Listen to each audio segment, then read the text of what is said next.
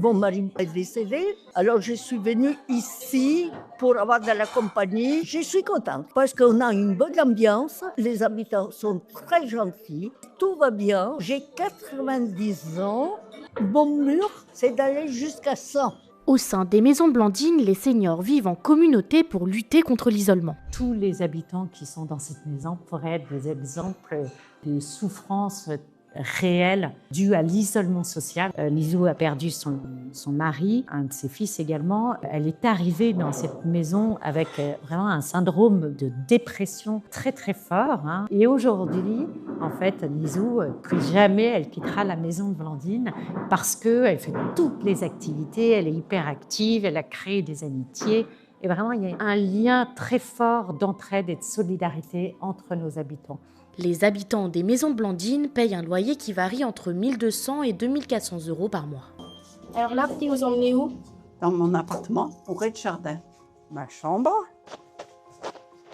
la salle de bain. Il y avait un appartement de libre, donc je suis venue ici. Je suis bien. Puis l'ambiance est très bonne. J'étais infirmière et en fait, très rapidement, j'ai été confrontée à l'extrême solitude des personnes âgées à leur domicile. Et en fait, je me disais qu'il y avait peut-être un concept à imaginer où les habitants étaient acteurs et décideurs de la vie de la maison. Tu prépares ton concert? Oui, Chopin.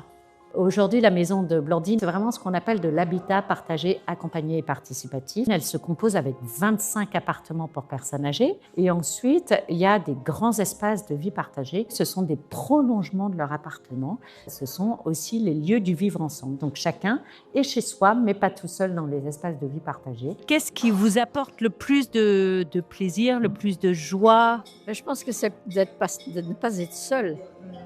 Et la liberté qu'on a de faire ce qu'on veut finalement. Notre ADN et notre cœur de mission, c'est vraiment que les habitants de la maison co-construisent, co-organisent la vie de la maison avec des activités qui leur ressemblent. Aujourd'hui, les maisons de Blandine ont 9 maisons ouvertes, on a 11 maisons qui sont en construction et en fait on a le projet, puis même on a enclenché un développement de 10 ouvertures de maisons par an.